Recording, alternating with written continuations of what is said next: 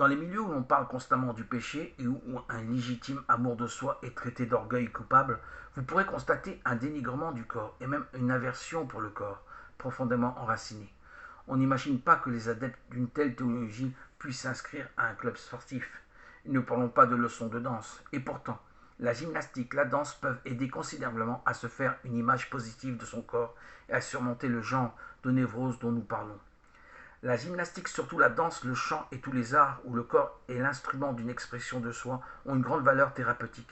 Il ne s'agit pas seulement d'accepter tant bien que mal d'avoir un corps, mais de le revaloriser, de l'utiliser comme manifestation authentique de la personne, de reprendre conscience de sa signification spirituelle. Le corps, c'est le lieu de l'amour. La sexualité n'exprime pas seulement des sentiments, mais le don sublime de soi, véritable témoignage spirituel. Ce qui aidera également la femme célibataire ou mariée qui veut apprendre à aimer son corps et à s'aimer, c'est de vivre consciemment, en harmonie avec son cycle menstruel. Le cycle d'une femme est aussi particulier, aussi individuel que ses empreintes digitales. La connaissance de ces caractéristiques propres aidera beaucoup de femmes à trouver son identité personnelle. Au cours de nos voyages à travers le monde, nous sommes frappés de constater une croissante hostilité à l'égard des enfants. Et notez-le, elle se remarque moins dans les pays au-delà du rideau de fer, pour ne pas parler du tiers-monde, que dans l'Occident dit chrétien. Quand revenant d'Afrique, nous sommes arrivés en Allemagne avec 5 enfants d'âge scolaire. Le plus jeune avait l'âge de la maternelle. Il nous a été presque impossible de trouver un logement pour la famille, un espace de jeu pour les enfants, un endroit où passer tous ensemble nos vacances. En Finlande, nous avons rencontré des jeunes couples ayant 2 enfants. Ils en auraient eu volontiers un troisième, mais ils craignaient l'ostracisme de leur entourage.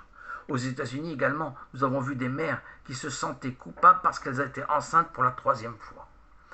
Il y a, me semble-t-il, entre le manque d'acceptation de soi, l'hostilité envers le corps et l'hostilité envers les enfants, une relation étroite. Mettre des enfants au monde, cela fait partie des aspects physiologiques de la vie.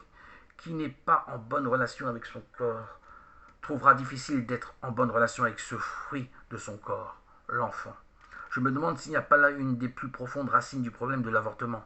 Ne serait-ce pas aussi le résultat d'une non-acceptation de soi qui s'exprimerait dans un acte hostile à l'égard des fruits du corps avant même sa naissance? Une mère enceinte qui veut supprimer son enfant n'a pas l'amour d'elle-même.